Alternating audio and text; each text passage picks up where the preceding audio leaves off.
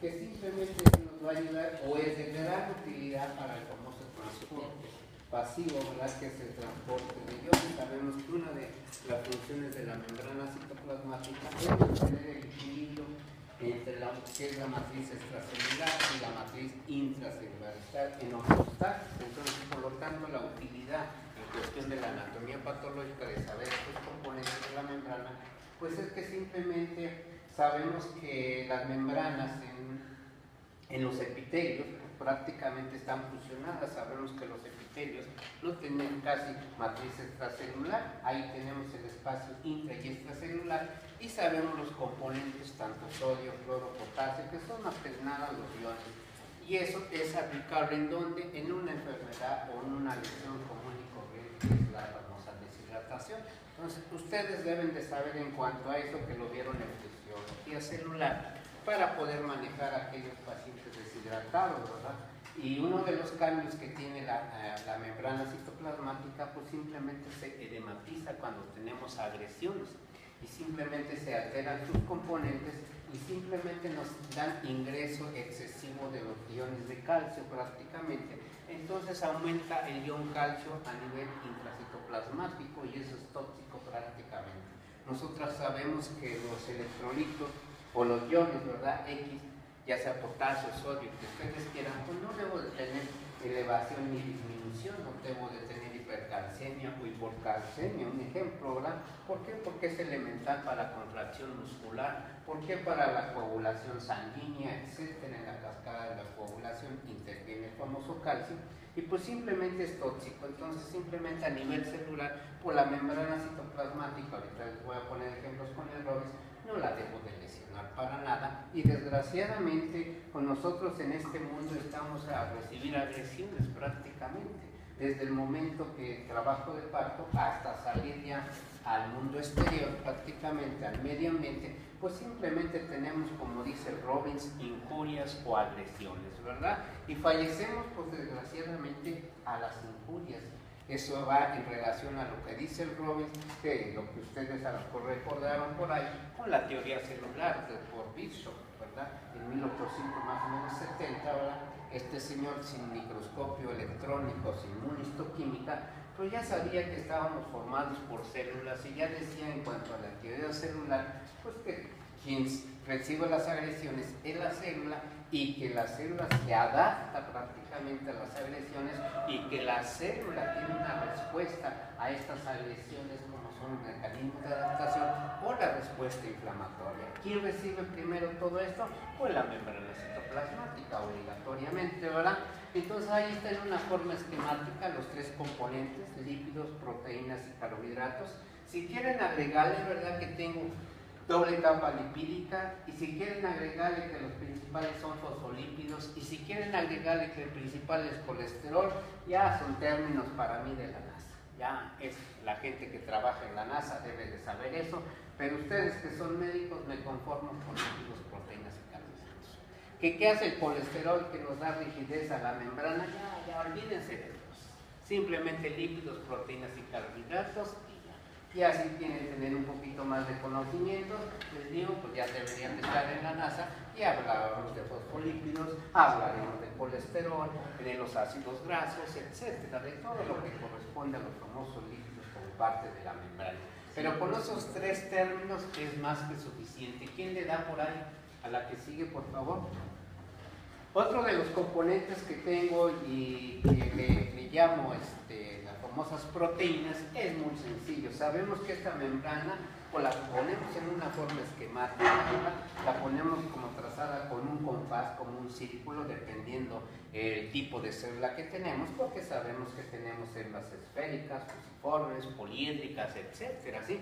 Entonces la membrana citoplasmática de una célula esférica pues la trazamos bien con un compás y feliz de la vida y decimos que está estática, pero no es cierto. Sabemos que la membrana citoplasmática está en constante movilidad, que es la famosa teoría del free flow, ¿verdad? Que está en rotación, que está en constante movimiento, y por ahí los libros, el Génesis lo explica así, ¿no? Que simplemente los componentes de la membrana lo ejemplifica con que los lípidos es el agua del mar, y los témpanos de hielo corresponden a las famosas proteínas. ¿Eso qué significa? Que la mayor cantidad de componentes son lípidos y la continuación son las famosas proteínas. Sabemos que esas proteínas, es muy sencillo, ¿dónde puedo tener localizadas esas proteínas en la membrana? Obviamente por fuera, en el espacio extracelular, unido a la membrana, obviamente proteínas transmembrana y obviamente proteínas que están pegadas en el famoso membrana citoplasmática, pero del lado del citoplasma. Entonces son las tres localizaciones que yo tengo de las proteínas. ¿Para qué quiero esas proteínas? Obviamente igual para las funciones de nuestra célula. Una de las funciones elementales, y les decía hace un rato en los epitelios, es la adhesión. Sabemos que tenemos en los epitelios muy escaso o nulo matriz extracitoplasmática. Sabemos que esas membranas citoplasmáticas están fusionadas por proteínas y que le llamo pues, son la zónula occludens, la zónula adherens, etcétera, o la mácula densa, como quieran llamarle, ¿verdad? Son simplemente diferentes tipos de unión y que están dados por simplemente las proteínas de adhesión. Sabemos un ejemplo bien sencillo ahí. En los epitelios está fusionado por proteínas de adhesión. ¿A dónde? Hacia la membrana basal. Sabemos que es fusión de la membrana basal con los epitelios. ¿Por qué? Porque la membrana basal, su función es sostén de los epitelios, su función es nutrición de los epitelios y su función es simplemente de defensa inmunológica y física. La defensa inmunológica dada por las famosas diaperesis, por la salida de los famosos leucocitos, ¿verdad? Y son los que me vienen a defender prácticamente los epitelios, y sabemos que si esos leucocitos salen, pues simplemente salen a trabajar, y por eso me dan la respuesta inflamatoria llamado cistitis, colitis, amigdalitis, dermatitis, etcétera. Todas las citis que tenemos, sabemos que las agresiones suceden ¿en dónde? En los epitelios, porque es una función de los epitelios, la protección de nuestros tejidos prácticamente. Entonces por ello están expuestos a las agresiones, obviamente que sí.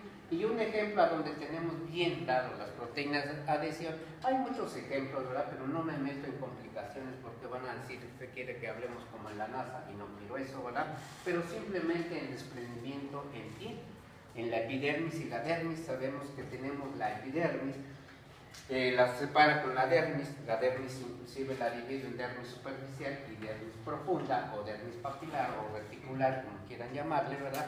Y simplemente sabemos que ahí está la membrana basal. Pues simplemente lo vemos en las famosas quemaduras, en las quemaduras de primer grado o en las enfermedades que producen vesículas, como son las enfermedades virales, como es la varicela, como es el sarampión, como es el herpes, ¿verdad? Sabemos que hay una formación de vesícula, de vejiga, y que hay líquido ahí en esa vesícula. Pues simplemente se ha separado la epidermis de la dermis y queda intacto que la membrana basal, el tejido fibroconectivo, y hay la separación. Pues simplemente es, para entenderlo más, pues sabemos que las víboras a eso se dedican, ¿verdad? Se desprende su piel completita, ¿verdad? Entonces hay un desprendimiento de la dermis, de la epidermis, y quedan encuerados. Nosotros no quedamos encuerados, ¿verdad? Porque si quedamos encuerados, pues lo veríamos en esa vesícula cuando la lesión es muy pequeña, con una quemadura de cerillo, pues no pasa absolutamente nada, porque la lesión es de 1 milímetro o 2 milímetros, eso es una cochinada, es un juego.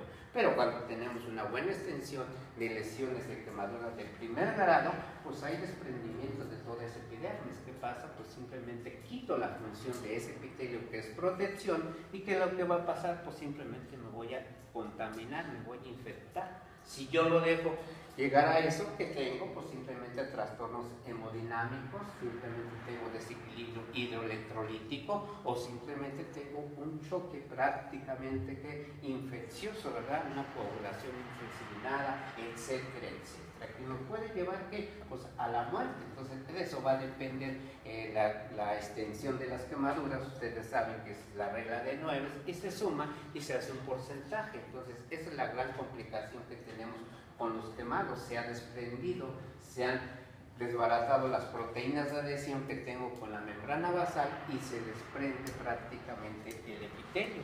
Y así sucede en los demás epitelios. Se los doy el ejemplo ese de proteínas de adhesión porque es el mejor que podemos visualizar aquí externamente, pero también puede suceder en donde, en el esófago, en la vejiga, etcétera. ¿Por qué? Porque ahí ya tengo también agresiones, hay dentro del epitelio hay apertura y no apertura, sino se deja visualizar la membrana basal y pues ya le llamo una úlcera gástrica, una úlcera esofágica, etcétera, que no es más que una pérdida de continuidad del epitelio, ¿verdad? Entonces, es un ejemplo bien sencillo de una de las funciones que tienen aquí las proteínas, ¿sí? Otra de las funciones que tienen las proteínas pues es de capturar el mensaje. Hay tres tipos de mensajes, ¿verdad? Que es la famosa señalización dada por las famosas proteínas que están por fuera de la membrana, las proteínas transmembrana o las proteínas que están adheridas a la membrana en la parte interna. ¿Por qué? Porque al llevar el mensaje, un ejemplo para entenderlo bien sencillo, pues es toda la síntesis de proteínas. Sabemos que tenemos en nuestro organismo una gran cantidad de proteínas, un ejemplo la queratina, otro ejemplo la melanina, otro ejemplo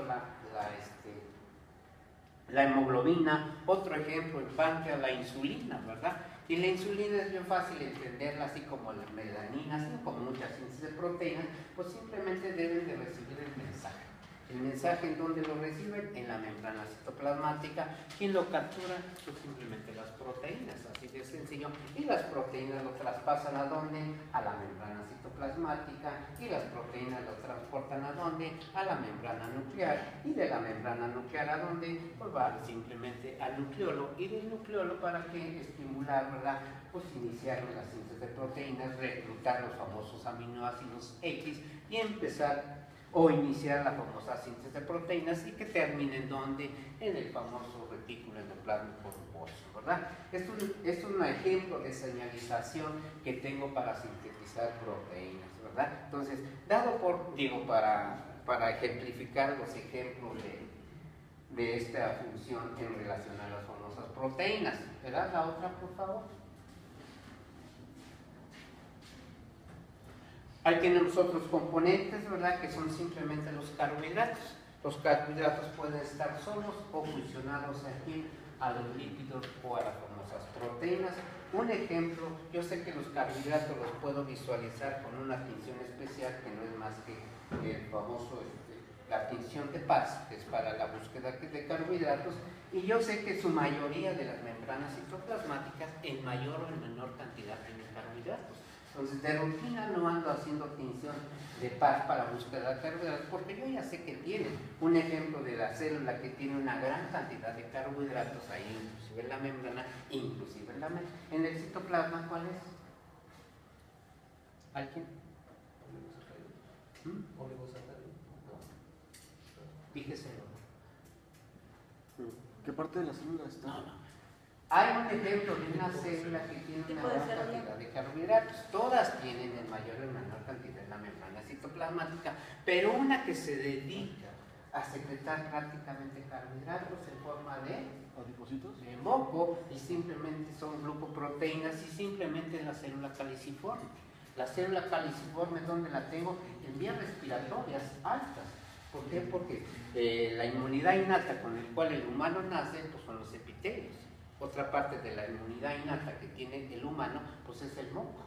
El moco me sirve como protector, como barrera junto con los epitelios y refuerza el mecanismo de defensa, en este caso en vías respiratorias. En vías digestivas, pues igual tenemos una buena cantidad de moco. ¿En dónde? En el colon. En colon sabemos que es una característica histológica tener gran cantidad de células caliciformes. ¿Por qué? Porque el colon sabemos de antemano que está cochino, ya es caca prácticamente.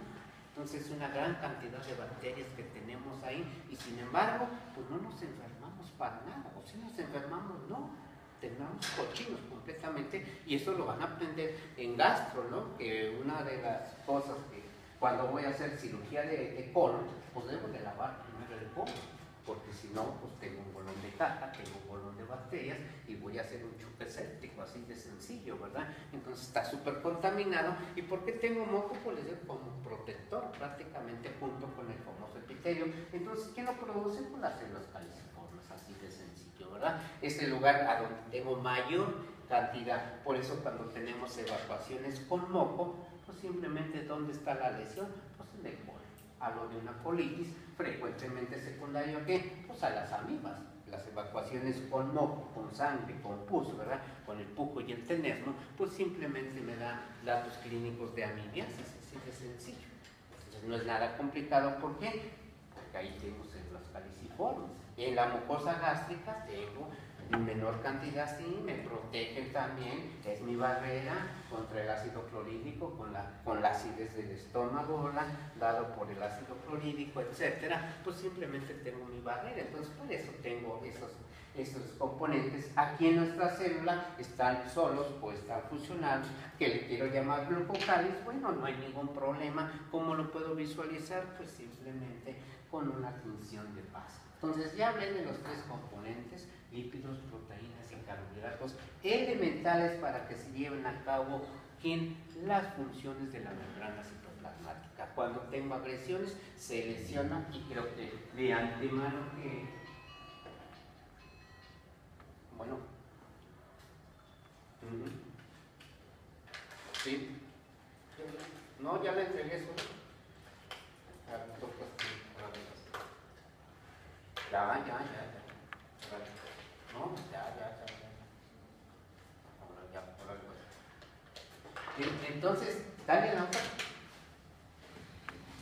No, pero te falta otra cosa bien importante de la membrana citoplasmática, y ahí lo tenemos, los hilitos naranjas o amarillos, si son naranjas o amarillos, como sean, pues forman parte del famoso citoesqueleto. También sabemos que están fusionados ahí a la membrana citoplasmática. ¿Por qué? Porque la función del citoesqueleto es darle la forma de la célula. Sabemos que tenemos células fusiformes, etcétera, y sabemos que simplemente nuestra membrana citoplasmática está en constante movilidad, que es el famoso free flow, rotación, etcétera, etcétera, simplemente está en movilidad. Y yo les digo a mis alumnos cuando llevan histología, ¿verdad? Pues no sé si han ido o no a la Explora, pero ahí está la burbuja, ¿verdad? Se ponen en el centro, se ponen la burbuja, esa es la membrana citoplasmática. Bien sencillo, ¿verdad? Porque verla con microscopio aquí de locos es una raya nada más, ¿verdad? O ver un corte de un epitelio, pues son rayas nada más, y no, eso es simplemente la burbuja, y esa burbuja está en constante movilidad. Entonces tenemos componentes, obviamente que sí, y me divide bien el espacio intracelular y el extracelular, ¿sí? Entonces, esos son los tres componentes elementales que deben de saber, así de sencillo, para poder entender que la fisiología de la membrana citoplasmática, y para poder aplicar ¿a dónde? A las agresiones. Que simplemente tengo agresiones, pues por lógico ya no se llevan a cabo las funciones normales de la membrana citoplasmática, y uno de ellos pues es el transporte activo, el transporte pasivo, ¿verdad? El transporte activo sabemos que es la difusión facilitada, el transporte de iones en un mayor o menor gradiente de concentración, el transporte que necesita un poro de membrana o que nos perfore la membrana, quien da la proteína, que es el que le va a dar paso a esos iones tranquilamente. Y lo otro, pues simplemente es la bomba de sodio, potasio, ¿verdad? Que necesita energía. Estos anteriores no necesitan energía, y la otra sí necesita energía. Entonces, si está alterado, pues simplemente no se lleva a cabo las funciones de la membrana citoplasmática. Y eso, les digo, lo vemos muy frecuentemente en el desequilibrio hidroelectrolítico. Nosotros no lo vemos, ¿verdad? Sabemos que tenemos chorrillo, que tenemos vómito, que tenemos aumento de la temperatura, ¿verdad? Y que eso nos está llevando a una deshidratación, pero no lo podemos a nivel celular. De hecho, cuando tenemos un fallecimiento, que no debe de haber, ¿verdad? Pero frecuentemente aquí creo que no se dan las muertes por deshidratación, ¿verdad? ¿Por qué? Porque la temperatura no es tan elevada, ¿verdad? Sí hay muchos niños con chorrillo, vómito y fiebre, ¿verdad? Pero no estamos a unas temperaturas como es en el norte o como es aquí en la Huasteca, ¿verdad? En Ciudad Valles. Son temperaturas de 39, 40 grados, ¿verdad? Y súper contaminados los niños, y pues frecuentemente se mueren de chorrillo, así de sencillo, cosa que no debería de ser, ¿verdad? ¿Por qué? Porque pues se supone que hay manejos ya no sofisticados, sino sencillos, que es lo que ustedes aprendieron en el don de fisiología celular. Se supone que aprendieron a manejar el sodio, cloro, potasio, etcétera, para no intoxicar a mi niño, que son los que más frecuentemente sufren de estos problemas, ¿verdad? Y se mueren. Entonces, pues, no debe de haber muertos. Más aparte, pues se supone que hay tratamientos antiparasitarios, etcétera, y medicina preventiva, se supone todo, porque no existe nada de esas cosas, ¿verdad? Y se supone que no dejo evolucionar a un niño, ¿verdad? Ya un niño de la etapa pediátrica, así de 5 meses, o 5 años, 3 años, 4 años, etcétera, etcétera, ya que le pongan soluciones, etcétera, para el equilibrio hidroelectrolítico, pues casi están a un ladito casi de la muerte.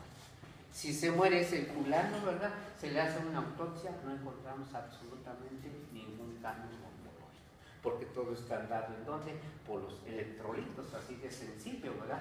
No podemos ver el sodio, cloro y potasio, pues obviamente que no va a haber absolutamente nada de cambios morfológicos, ¿sí? Entonces, sabemos que eso existe, pero que no los podemos ver los cambios, muy diferente a otras lesiones o a otras agresiones, eso ya lo vamos a ir viendo, que sí realmente hay cambios morfológicos. Sabemos que la utilidad de la anatomía patológica, ¿no? La descripción macroscópica de los cambios de los órganos o de los aparatos y sistemas debido a las agresiones. Entonces yo tengo un ejemplo, un útero con cáncer de endometrio, un útero con miomas, un útero con cáncer de Ceres, pues lo debo describir cuáles son los cambios macroscópicos y los a corroborar con los cambios microscópicos. Eso es lo que estudia la anatomía patológica prácticamente, ver cuáles son los cambios macroscópicos y microscopios, y obviamente todo lo que nos lleva a estos cambios, que es los primeros capítulos del Robbins, que es la patología general, que no es más que las agresiones, las adaptaciones celulares, el segundo, que es la inflamación aguda y crónica, y el tercero, la respuesta de regeneración y adaptación. Y ya le agregamos los trastornos hemodinámicos, y ya le agregamos el sistema inmune, y ya le agregamos el capítulo 8 o 7, ¿verdad?, de las famosas neoplasias. Con eso es lo que es la patología general prácticamente. Y con esos capítulos, para mí, me divierto completamente en todo el servicio. Sí, porque son muy pesados, desgraciadamente, ¿verdad? La inflamación es muy pesado, las neoplasias es muy pesado. El capítulo 1 no es muy pesado, ¿verdad? Hoy ya lo fusionó en la 8ª edición, en la 7ª edición estaban separados. Había capítulo 1 y 2, y el 2 era simplemente las adaptaciones celulares, y que hablaba de la atrofia, de la hipertrofia, de la hiperplasia, de la metaplasia, etcétera, ¿sí? Entonces, pero todo va a esto, porque les digo, la teoría celular por Bishop, pues obviamente tenía toda la idea de todas estas cuestiones, se van adaptando, quien recibe las agresiones son las células, etcétera, etcétera, ¿sí? La que sigue. Ahí está el famoso citoesqueleto, tenemos la actina, la miosina, etcétera, después hablaremos más. Y obviamente la actina es bien importante como parte del citoesqueleto. Sabemos que el citoesqueleto son los filamentos intermedios. ¿Qué otro? Los microfilamentos y los microtúbulos, son tres componentes del famoso citoesqueleto. Y obviamente les decía, pues está en movimiento, tiene que ver la actina, la membrana citoplasmática, el citoesqueleto me da la forma, etcétera. ¿Sí? Entonces hay un ejemplo bien sencillo de la membrana junto con el famoso citoesqueleto, es el eritrocito. El eritrocito sabemos que tiene una forma bicónica, dado principalmente por la famosa espectrina. Cuando tengo alteraciones en esta proteína, me trastorna esta proteína y me trastorna la morfología del eritrocito, y se transforma en un esferocito y me da la enfermedad, la famosa esferocitosis, así de sencillo, simplemente por esta proteína que está formando parte del citoesqueleto y que está adherida a la membrana citoplasmática. Ahí está el ejemplo del famoso glucocáliz, ¿verdad? Ya lo comentamos, la que sigue.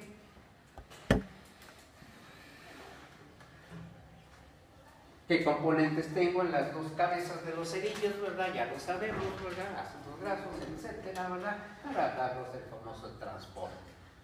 Hidrofílicos, hidrofóbicos, etcétera. Así.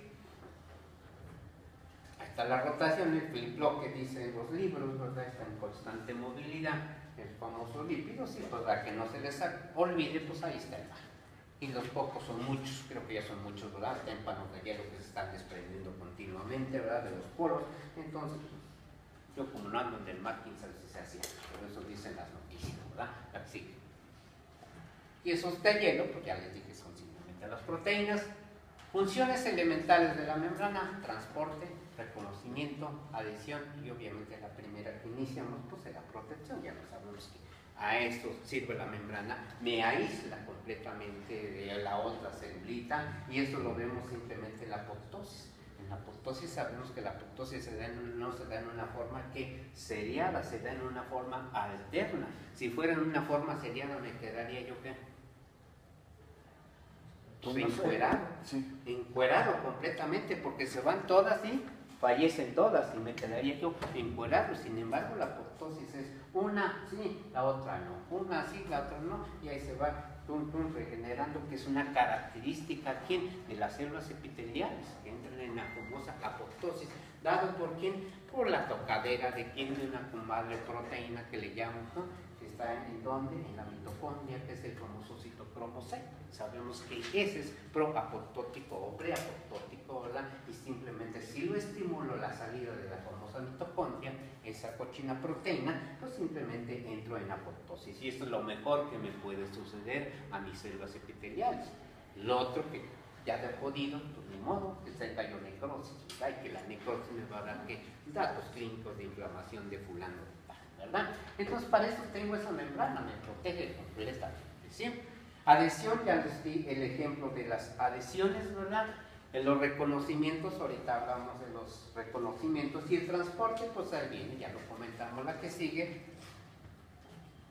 Ahí está el famoso transporte activo, el transporte pasivo, ¿verdad? En cuanto a un gradiente de concentración, el otro pues necesito ahí un canal de membrana dado por las famosas proteínas, lo abre, y otro porque la membrana me ayuda. Las proteínas que están ahí en la membrana me ayudan a transportar el famoso mensaje, como simplemente en la insulina, el GLUT1 y el GLUT2, que es sencillo. Si no fuera por esos mecanismos, pues no me llevan, no son más que dados por proteínas, no me llevan el mensaje a dónde, hasta el núcleo. Y eso tiene mucha implicación en dónde, en el capítulo 108, en la famosa biología molecular de las famosas neoplasias. Así.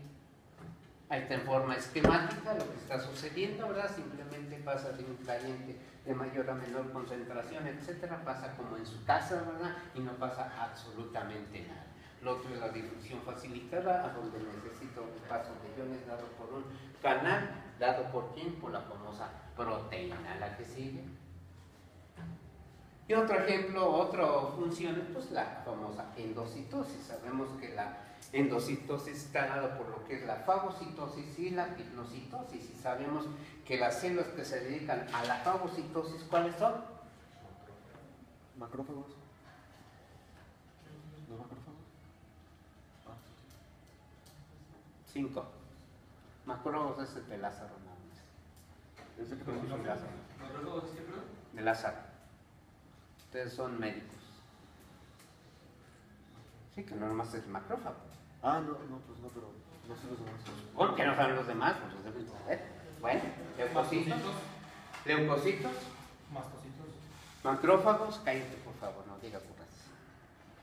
Células de Kupffer, células de la microglia, células de Langhans y los famosos osteoclastos. Todos son células del sistema fagocítico mononuclear, de donde nacen de los monocitos, ¿verdad? Y todos se dedican a tragar, a la limpieza. El osteoclasto, ¿a qué se dedica? A tragar ¿qué? El calcio, a destruirme el hueso para cuando tenga yo niveles de calcio bajos, me destruyen la matriz ósea y tengo liberación de calcio, así de sencillo, ¿verdad? Lo otro, las células de la microglia, ¿qué me hacen? Me limpian todo el sistema nervioso central. Yo sé que tengo muerte neuronal, etcétera, etcétera, y sin embargo no tengo encefalitis, si no fuera por células de la microglia. Células de Kupffer, ¿dónde están? En hígado. ¿En hígado por qué? Porque el hígado es un órgano súper chambeador. Trabaja y llegan continuamente agresiones y sin embargo no tengo nada. Células de Langhans, ¿en dónde están? Simplemente en la piel. En la piel, junto con los queratinocitos, con los melanocitos y las células enteroendógenas y las células de Langhans, en la histología de quién? De la piel. ¿Y eso a qué me sirven? Pues la limpieza. ¿Por qué? Porque estoy expuesto a una gran cantidad de bichos, etcétera, y sin embargo no tengo absolutamente nada gracias a ellos, así como el el famoso células de Kupffer, células de Langhans, y por último también donde tengo otra, pues la famosa célula mesangial, entonces la tengo en la nefrona. Es una de las funciones que tiene ahí en la nefrona. Yo creo que Dios me las puso por algo, ¿no? En sitios a donde estoy constantemente en actividad y sitios que constantemente tengo que agresiones. Nervioso, yo sé que no tengo agresiones, ni Dios lo quiera, ¿verdad? Porque casi sinónimo de tener encefalitis o tener una neoplasia, y eso me lleva prácticamente ¿a qué? Pues a la muerte. Tener encefalitis es sinónimo de muerte, tener una neoplasia o astrocitomas o ependimoma o oligo, pues simplemente me estoy muriendo prácticamente. Me harán la autopsia y se acabó el asunto. Entonces están en sitios bien específicos, bien estratégicos en nuestro organismo. Y los otros, pues son simplemente los macrófagos alveolares, en donde los tengo en el parénquima pulmonar, pues están ahí listos para ¿qué? Darme la famosa endocitosis. ¿Qué van a tragar en parénquima pulmonar? ¿Y le llamo cómo? ¿Eh? Sí, así le llamo, pero ¿qué traga? ¿Y le llamo cómo? ¿Qué es una inclusión citoplasmática? Pues le llamo antracosis. La antracosis, que es pues todo el hollín, toda la contaminación que ingresa, a pesar de que tengo que moco, epitelio cilíndrico ciliado, etcétera, etcétera, etcétera, etcétera, llegan hasta los sacos alveolares a nivel de neumocitos tipo 1 y tipo 2, que llega el contaminante. ¿Cómo dijo que se llamaba antracosis? Antracosis. ¿Quién tiene antracosis? Los fumadores. Uno, los fumadores. Otro, los que viven en lugares supercontaminados, distritos, Salamanca, Irapuato, mineros, etcétera, los que guisan con carbón, los que trabajan con el carbón, ellos todos tienen antracosis. ¿Y es bueno tener antracosis? No, porque me lleva ¿a qué? Al enfisema pulmonar, a la fibrosis pulmonar, y me lleva a la insuficiencia respiratoria y chan. Adiós. ¿Y quién tuvo la culpa? El macrófago. No, tuvo yo la culpa como humano por estar todos los días constantemente recibiendo ¿qué? Agresiones. Al último me transformo en macrófago, ¿cómo le llamo? ¿Qué? El histiocito, así de sencillo. Son los famosos histiocitos espumosos. ¿Por qué? Porque están empanzonados, están gordos, están a la limpieza. ¿Qué pasó? Pues ya me llené, ya me empanzoné, ya me cansé y por lo tanto ahí sigue la cochina. ¿Qué pasa? Pues tengo 10, 15, 20 o 30 o 40 años de trabajar en ese sitio o de ser que fumador crónico, etcétera, etcétera. Entonces, pues son lugares, les digo, bien estratégicos a donde, pues si los estoy agrediendo, pues sí, eso trabajo, la endocitosis, pero llega el momento en que, pues no. Una característica de todo este sistema fagocítico mononuclear es que tienen bien con una gran cantidad pues lisosomas. Sabemos que los lisosomas son organelos membranosos que tienen una gran cantidad de enzimas líticas. Entonces, para eso los quiero los lisosomas en este sistema fagocítico mononuclear, para que todo lo que traguen me lo destruyan prácticamente. Pero llega el momento en que diario, pues es como dicen el ejemplo por ahí en los libros, ¿verdad? Es como si se pusieran ahí su vía respiratoria en el escape del coche, ¿verdad? Obviamente que al final de cuentas voy a perder contaminación. ¿Qué pasa con la célula de Kupffer? Pues obviamente que también la agresión más común y corriente que tenemos en hígado pues es el alcohol, son las infecciones virales, son algunos medicamentos tóxicos, etcétera, y que reacciona el hígado con ¿qué? Con la famosa esteatosis.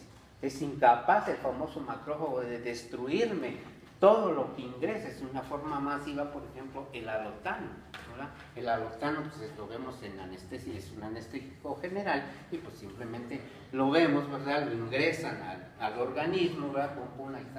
Ahí está difunto, anestesiado el fulano de tal, ¿verdad? Si le tomáramos una biopsia hepática, seguramente tiene esteatosis, es normal, es un mecanismo de adaptación. Otro, bien, de ver cómo trabajan los macrófagos. Otro ejemplo. No, te maté. Sí trabajan, pero no me interesa eso. Pues simplemente en la aterosclerosis. La aterosclerosis, ¿qué es? Depósito de triglicéridos en el endotelio. ¿Qué pasa? El macrófago va y limpia, pero no puede limpiar. ¿Por qué? Porque estoy traga y traga ¿qué? mierda, o sea que lípidos, grasas, etcétera, y van y se depositan, al último se empanzona el macro, pasa lo mismo que en hígado, pasa lo mismo que en todo. Y hablo de otra inclusión citoplasmática, que es la famosa colesterolosis, en donde en vesícula biliar también. ¿Qué me dan los cálculos? Pues es colesterol. ¿Quién me lo limpia? Pues el macrófago. Si no puede trabajar, pues simplemente hago piedras, pero inicialmente que tengo en la mucosa la presencia de que de los histiocitos, y que son histiocitos espumosos, panzones de qué, en este caso de colesterol. Son ejemplos que ustedes ya los deben de manejar, ¿verdad? Si no los manejan, pues ni modo, espero que los pesquen, ¿verdad? Esteatosis, colesterolosis, aterosclerosis, ¿verdad? Antracosis, todas esas cuestiones, ¿verdad? Por ahí van a salir otras cosas. Otro que tengo y que yo lo tengo, que ustedes no, en el sistema nervioso central y en el miocardio, ¿cuál es? Y que son pigmentos de desgaste, la lipofuncina. ¿Qué pasó? Pues mis macrófagos ya son insuficientes. ¿Por qué? Porque yo ya tengo 60 años de que está trabajando mi fibra cardíaca, mi miocardio.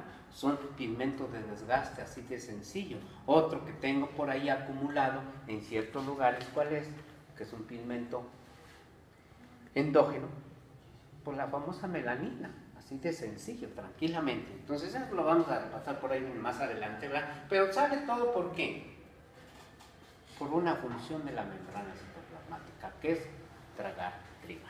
Tragar cosas grandotas de la fagocitosis y cosas líquidas pequeñitas de la pignocitosis. Otra función que tiene la membrana, aparte de endo, pues es la exocitosis. Excreta y secreta, ¿verdad? ¿Qué va a mandar para afuera? Pues dependiendo de la célula que estemos hablando. En este caso, si hablo de la productora de insulina, que secreta pues insulina. ¿Por qué? Porque ya la maduró, ya se transformó ahí desde aminoácidos tan en proinsulina, etcétera, etcétera. Al último tengo las vesículas de secreción, insulina madura y sale por donde, por la membrana citoplasmática, o producto de qué, de desecho que ya voy a tener de la propia célula, ¿sí? Entonces son funciones que tenemos en la membrana citoplasmática. Por eso es importante que no tenga yo que agresiones a nuestra membrana citoplasmática. Otra,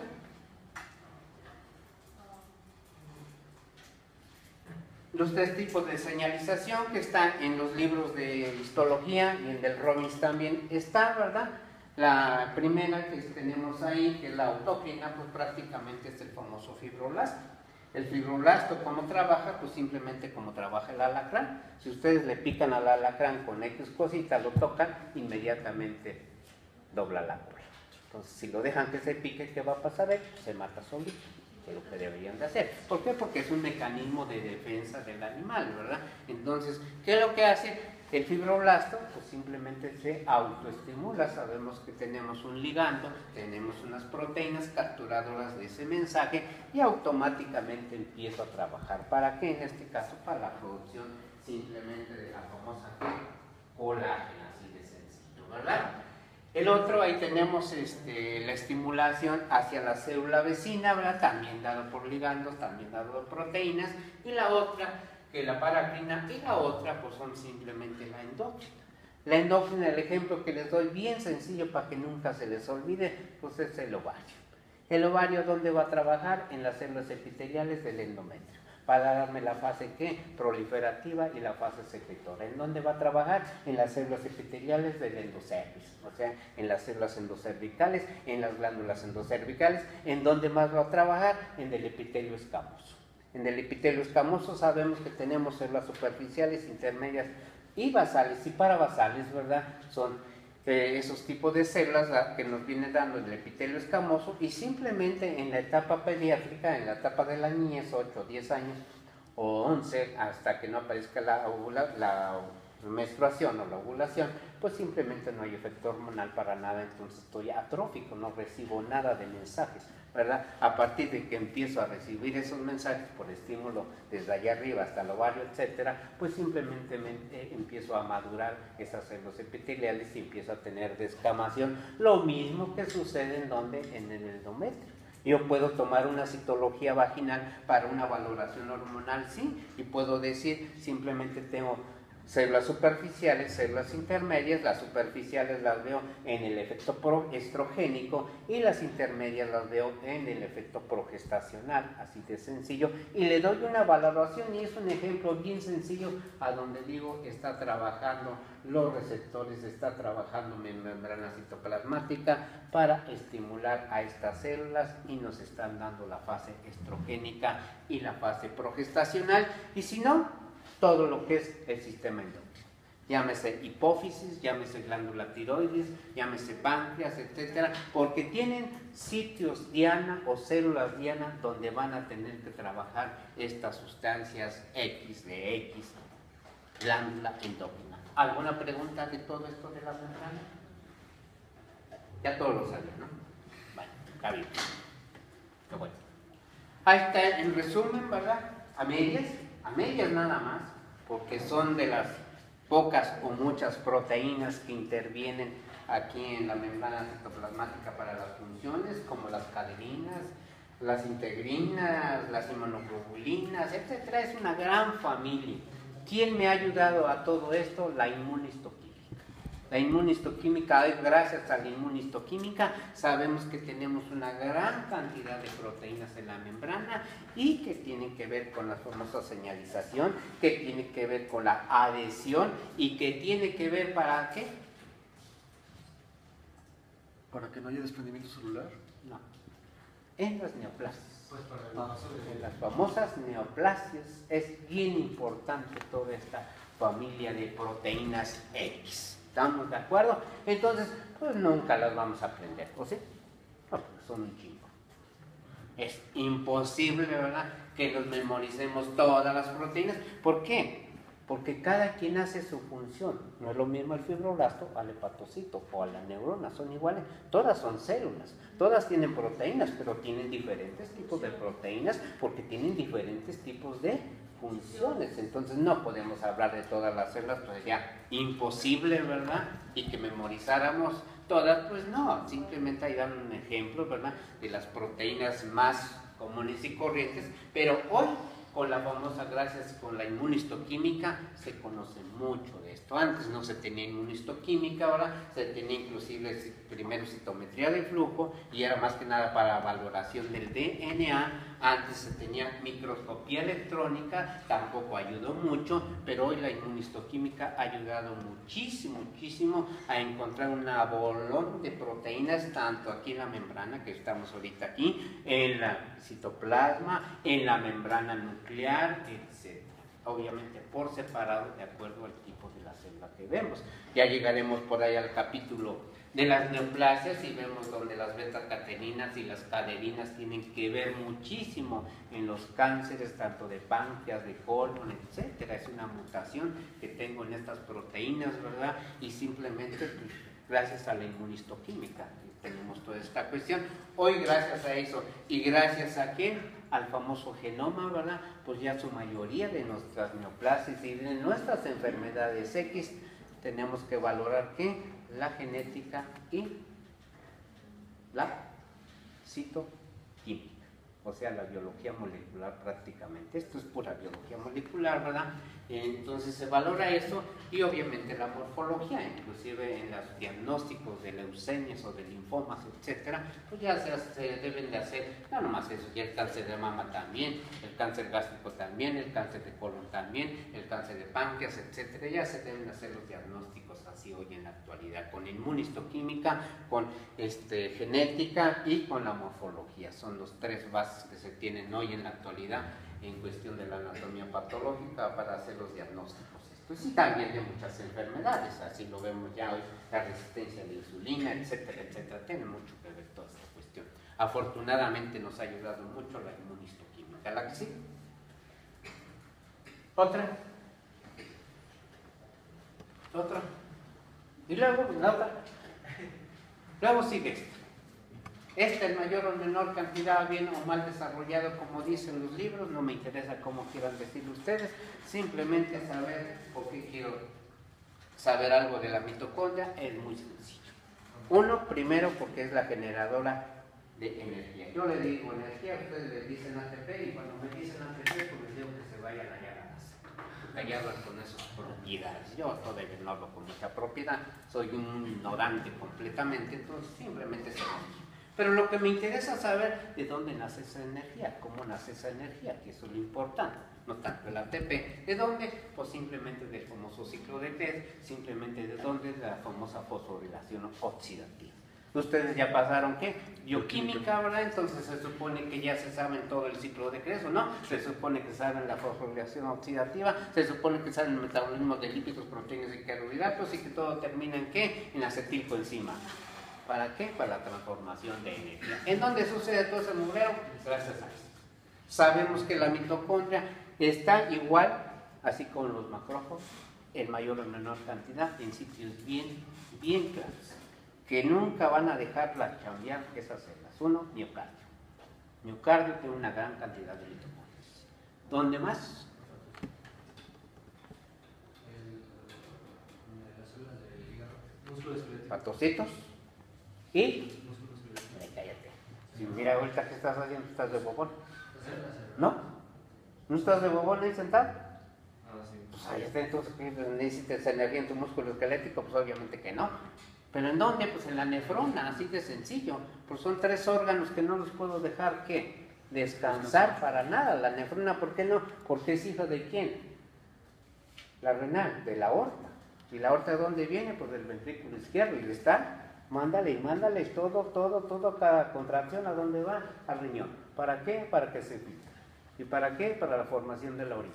Entonces, no puedo dejar de trabajar la nefrona, no. Y principalmente, ¿quién? Pues las células de los túbulos contorneados proximales distales y esas de Henle. Ahí tengo una gran cantidad de, ¿qué? De mitocondrias. El hígado, porque me trago un dulce, me trago X cosa, se tiene que metabolizar. Tiene una gran actividad. El hígado es la mejor ejemplo de glándula, ¿verdad? Tanto endócrina como exócrina, la más grandota de nuestro organismo, ¿verdad?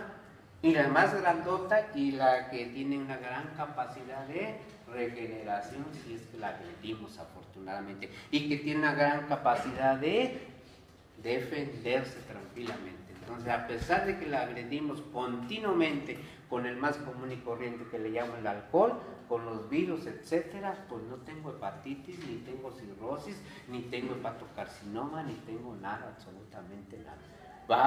¿Qué va a haber? Pues simplemente tiene todo bien desarrollado, tiene el citocromo C450 como detoxificador prácticamente, ¿verdad? Entonces, el hígado es una fregonería completamente el hepatocito, tiene una gran cantidad de funciones el famoso hepatocito, ¿sí? Entonces, les digo, son células a donde Dios me puso una buena cantidad de mitocondrias. ¿Por qué? Porque voy a tener energía constantemente y por eso en las hepatitis, ¿qué hago?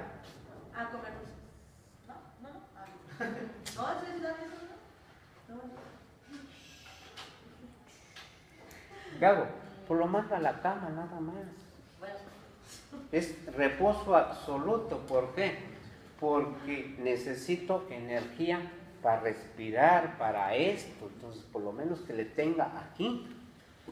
Y ya, ni para caminar. El paciente con problema de hepatitis no puede ni subir ni 1, 2, 3, 4 escalones. No pueden ni respirar, así de sencillo, porque le falta energía, porque está dañado mi hepatocito. ¿Por qué? Porque hay cambios morfológicos en donde en la mitocondria. ¿Por qué? Porque se edematiza la membrana, se edematiza la mitocondria también y no quiero eso. Afortunadamente, al edematizarse, afortunadamente fallece, pero afortunadamente tiene su propio DNA. Como organelo, ¿verdad? Membranoso, una característica es que tiene su propio DNA, se divide por gemación y no pasa absolutamente nada. Ahí vuelvo a tener mi mitocondria y no sucede absolutamente nada. Si no fuera eso, no sé qué pasaría de nuestras células con daño mitocondrial. Pues simplemente ya no me daría energía, así de sencillo. Y simplemente, ¿qué pasaría? Me iría yo a la muerte tranquilamente. ¿Por qué? Porque no tengo energía. Ahí lo vamos a ver más adelante. Ponme, ya está abierto, cierra el S, nomás pon la llave el SS, eso, allá abajo, dale del P. Ahí, y aquí ya está. Ándale, pues, ábreme este, por favor. La que sigue, la primera. No le expliquen la definición. Dale otra. Y ahí tenemos una forma esquemática. Este Robbins es antiguo, ¿verdad? Está en inglés su mayoría, todo esto, ¿verdad? No, su mayor todo está en inglés, ¿verdad? Pero todavía esta foto sigue apareciendo aquí en la 8ª edición y simplemente nos ejemplifica el daño de la membrana citoplasmática. Simplemente aquí en los 3 lados, aquí abajo y en los laterales, está bien trazadita, está intocable, ¿verdad? Y allá arriba, pues no, ya está ondulada, ya tiene edema, ¿verdad? Y hay trastornos en sus componentes, ¿verdad? Y hay trastornos en su función y está dando el ingreso aquí al famoso calcio, ¿sí? Entonces eso es tóxico completamente, ¿verdad? La que sigue. Ahí está la mitocondria, ¿verdad? Sabemos que la mitocondria es un organelo membranoso, en mayor o menor cantidad depende de las células, todos tenemos menos el eritrocito, de ahí todo el mundo tenemos mitocondrias, todas nuestras células, ¿verdad? En mayor cantidad o menor, pues dependiendo de la cambiadora que sea nuestra célula, menos el eritrocito es otro rollo, ¿verdad? Y sabemos que tenemos una membrana externa y una membrana interna. La interna se dobla y me da los famosos anaqueles o crestas mitocondriales, ¿verdad? La externa tiene las famosas purinas que me lo hace permeable prácticamente, y la interna tiene una proteína bien importante o zona que le llamo la F1. La F1 pues, es la zona a donde le pico prácticamente, y yo lo ejemplifico con que es el timbre de las casas. Llegan y lo tocan y sale a ver quién llegó. Que tocaron esta F, empieza el famoso ciclo de Krebs, fosforilación oxidativa, o sea, la formación de la famosa energía o del ATP. Entonces, en esa matriz mitocondrial y en ese espacio intermembrana que tengo, pues una gran cantidad de enzimas para llevarme a cabo todos estos metabolismos que ustedes lo vieron en donde, pues simplemente ahí en la famosa bioquímica, ¿verdad? Que ahorita no es hablar de bioquímica. Otra cosa importante, ahí está el famoso citocromo, ¿verdad? El famoso citocromo es proapoptótico o preapoptótico, como quiera llamarle, y ese es el salvador. No sé por qué Dios me lo puso, ¿verdad? Ahí en la mitocondria se estimula, lo tocan, ¿verdad? Y simplemente se estimula la ¿qué? La famosa apoptosis. Así de sencillo. Adelántale más. No la vamos a ver todavía ahorita, más. Ahí está. No, adelante. Adelante, ya casi. Ahí está. Esos son los mecanismos, ¿verdad? Simplemente tengo proteínas, simplemente llega el mensaje, simplemente sale, ya sea por fuera, externo, ahorita no me interesa hablar de eso, y ahí está la famosa mitocondria, simplemente ahí están los factores o proteínas inhibidoras o estimuladoras de la famosa apoptosis, va a las famosas caspasas, de las caspasas va al famoso núcleo, y de ahí va la formación de quién, del cuerpo apoptótico. Es una característica dada por quién, por la famosa mitocondria. Obviamente tiene que ver mucho el BCL2 también, ¿verdad? Porque ahí lo vemos como inhibidor o estimulador, las otras también, pues simplemente para llevar a cabo la formación del cuerpo apoptótico. ¿Y qué es lo mejor que me puede suceder a mis células? Regresale tantito, por ahí está. Ya después eso lo veremos más a fondo. Ahí está, no, la otra. Ahí está lo que les decía. Lo ideal es que lleve yo como una célula normal a la apoptosis. Luego, ya perdis a la necrosis. Son cambios morfológicos bien diferentes, y vemos aquí en la apoptosis, pues no hay destrucción de la membrana citoplasmática, ¿verdad? Y por eso al final de cuentas se forma el cuerpo apoptótico, y ese cuerpo apoptótico, ¿quién me lo va a limpiar? Pues los famosos macrófagos del sistema fagocítico mononuclear, y no me pasa absolutamente nada. ¿Y en la inflamación no? Digo, en la necrosis no, porque ya hay una respuesta inflamatoria, ya hay cambios, obviamente, y ya hay sintomatología de cistitis, de colitis, etc. Y la otra que no quiero es que esa célula se transforme en una célula neoplásica, porque entonces pues ya valió la cuestión, ¿verdad? Atrás, otra vez digo, atrás, es al revés.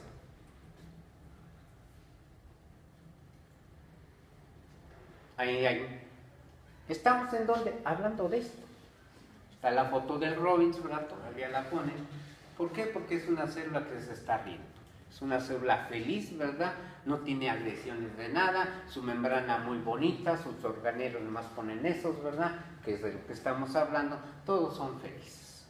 es pura felicidad, que eso quisiéramos tener en nuestra vida, ser felices, pero sabemos que no podemos. ¿Por qué? Porque pues simplemente estamos expuestos a una gran cantidad de agresiones y obviamente pues, cambios morfológicos, la que sigue, reversibles o irreversibles, que va a depender de qué, de la severidad de la agresión que tenga, del tiempo de la agresión, y ahí está cambiando la membrana, ¿verdad? Ahí está cambiando la mitocondria, ahí está cambiando el retículo endoplasmico rugoso, etcétera, ¿verdad? Y la mitocondria, como lo dice ella, autofagia, dado por los famosos lisosomas, pues sí, porque se destruye afortunadamente, ¿verdad? Pero afortunadamente tiene su propio DNA, se divide y no hay ningún problema con esa mitocondria, que significa que recibía agresiones, hubo alteraciones en la mitocondria, fallecieron las mitocondrias, pero vuelvo a ser una célula que normal, porque he cortado que la agresión fue una agresión muy leve, pasajera, etcétera, y siempre lo ejemplifico con la menstruación en la mujer. La menstruación en la mujer para el epitelio, tanto el cilíndrico como el escamoso, es una agresión. De 3 o 4 días, esa sangre es una agresión. Le agregamos el DIUT, le agregamos relaciones sexuales, obviamente siempre la mujer tiene que atipias inflamatorias, que es un crecimiento nuclear, simplemente tiene polimorfias nucleares, a pesar de que tiene lactobacilos, etcétera. ¿Por qué? Porque le agregaríamos también la flora o el zoológico que tiene la mujer allá abajo, como tricomonas, como cándidas, como virus del papiloma, etcétera, etcétera. Entonces, pues, por eso tiene el derecho de tener cáncer de cervix la mujer, a huevo que sí. Sí, porque empieza ¿de dónde? Desde los 10, 11 años, con el ciclo menstrual. Continúa con las relaciones sexuales, continúa con el DIUT, continúa con el parto, con un legrado, etcétera, etcétera, más el zoológico, pues imagínense si no va a tener cáncer, obligatoriamente que sí, ¿verdad? Entonces, pues eso va a depender de las agresiones, de la severidad, los cambios, ¿no? De ser reversibles o irreversibles, la que sigue, y ahí vemos la agresión muy severa, cambios a nivel nuclear, ¿verdad? La pignocitosis, la cariolisis, la cariorexis, etcétera, que es una fragmentación del núcleo, y la cariolisis, pues adiós, es mejor, ¿verdad? Se murió el núcleo, es mejor que se muera, es mejor que tenga necrosis, porque si no se muere, que lo que puede suceder, o que lo está sucediendo, hay cambios en donde, en el famoso DNA. Y seguramente, como la agresión es en el epitelio, seguramente va a entrar ¿qué? Al ciclo celular y seguramente se transforma en una célula neoplástica. Empiezo con lesiones de alto, de bajo grado, hasta ser un famoso carcinoma, así de sencillo. ¿Todo por quién? Por las agresiones. Y la mitocondria, les vuelvo a repetir, lo importante que yo debo de saber de la mitocondria es generadora de energía, dado por esos mecanismos, ¿verdad? Otra cosa bien importante es la salida del famoso citocromo C, ¿verdad?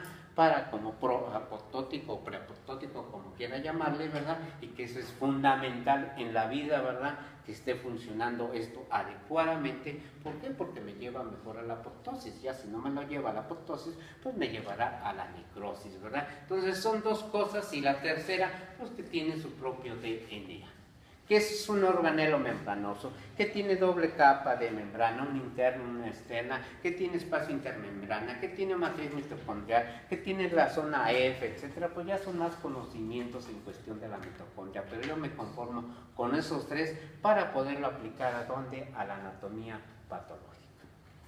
¿Regresa todo lo que estamos? No, ahí no estábamos. Es en la otra presentación. Ahí estábamos, ¿no? ¿Verdad?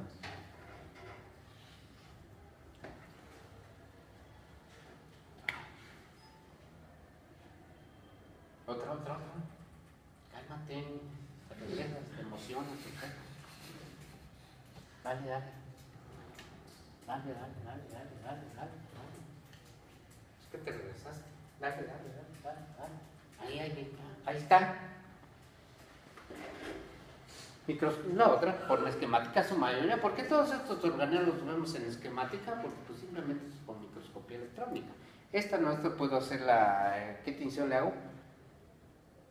Se me olvidó el nombre, ¿quién se lo sabe? Una tinción de histoquímica para ver mitocondrias, aparte de la microscopía electrónica. ¿De barrido? No, aparte de la microscopía electrónica, una tinción distoquímica, se me olvidó ahorita, ¿no? ¿Verdad? Pero las puedo visualizar, pero no las ando buscando ninguna intención. Dale la otra.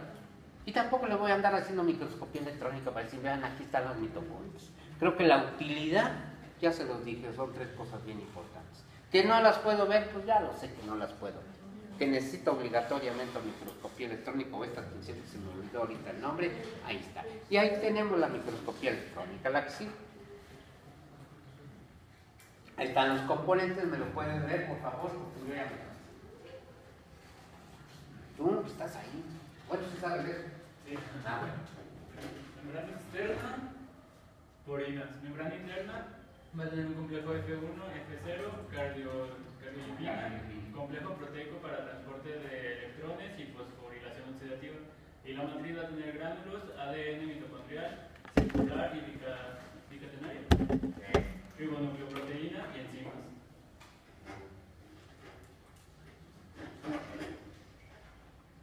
Eso es lo que es. Ustedes lo vieron, ¿no? Yo creo que sí. Si no lo vieron, ya no, ¿verdad? ¿Dónde en bioquímica? No es son clases de bioquímica, ni vamos a estar repasando el ciclo de Krebs ni nada de esas cuestiones, no viene al caso para nosotros, pero pues simplemente para darme que la famosa energía y la famosa ATP. Entonces, ¿es fundamental que yo tenga mi mitocondria? Pues obviamente que sí. ¿Por qué? Regresa a Carl Robbins. Porque si no tengo energía, pues obviamente, maestro, cálmate. De la mitocondria era la que seguía. Piensa que la pachurras, tú mira ahora ya le cerraste otra vez. Esa. Entonces ahí tenemos, ¿verdad? El Robbins lo pone, son injurias, ¿verdad? Y lo pone como lo dice esquematizando ¿cómo se llama? La isquemia, ¿verdad? Así de sencillo, pues va a depender de la severidad de la isquemia que sea. Y eso lo vemos en los infartos del miocardio, un ejemplo, muy sencillo, ¿no? Ahí está la flechita en forma directa, a donde obviamente la severidad del taponamiento, el tiempo, ¿verdad? Etcétera, de que no tengo circulación, pues simplemente me lleva a la muerte, así de sencillo, ¿verdad? Que es importantísimo en los infartos del miocardio, ¿verdad? Y que hoy dicen, ¿verdad?, que los famosos miocitos se regeneran, ojalá, ¿verdad? Porque sabemos que si no fallece el humano, si le dio realmente el infarto, ¿verdad? No como unos que dicen que les quiere dar el infarto y que es pura mentira, ¿verdad? Porque el infarto me da o no me da, no anda con pollos, ¿verdad? Y va a depender del taponamiento, va a depender obviamente de las coronarias, ¿verdad? Va a depender del tiempo, ¿verdad?, que esté sin circulación, va a depender para que muera o quede con secuelas. Entonces, al que dice que le dio el infarto, puras mentiras, porque el que le da, y si vive, pues simplemente queda con secuelas. ¿Por qué? Porque hay un cortocircuito. ¿Por qué? Porque hay una buena cantidad de minocitos que han fallecido. Y por lo tanto lo voy a ver registrado en donde, en un electrocardiograma, así de sencillo. Entonces ya no voy a vivir normal. Y al otro, que es fuerte directamente, ya no lo vivo, ¿verdad? Y eso apenas pues, sucedió ayer, por eso no vine ayer, ¿verdad? Porque tuvimos que ir al entierro, etcétera, etcétera. El señor médico, ¿verdad?, atendiendo a la paciente, bueno, se cayó. ¿De qué edad? ¿Qué edad tenía? No importa, la edad, eso es lo mejor que te puede suceder. ¿Sí? Porque estás trabajando, bueno, ya. Se murió tranquilamente, ¿verdad? Entonces sale familiares y la paciente espantados, oye, ¿se cayó? ¿Qué le hicieron? No, pues ya se murió. Sí, todavía ya nada, ya estaba bien difunto. Le dio un infarto, así de sencillo, ¿verdad? Entonces, que se muere? Pues una buena cantidad de miocardio, ya son lesiones que irreversibles, ya no las puedo cambiar. Puede ser leve la lesión que tengo, pues simplemente disminución del ATP, que es a lo que voy. Al tener disminución del ATP, pues obviamente la fosforilación oxidativa no se lleva a cabo así de sencillo, ¿verdad? Y simplemente empiezo a tener cambios en donde, en los electrolitos, en el famoso sodio, así de sencillo, ¿verdad? Y todo eso va aunado aquí a que empiezo a tener más edema de nuestra célula. Eso lo puedo ver.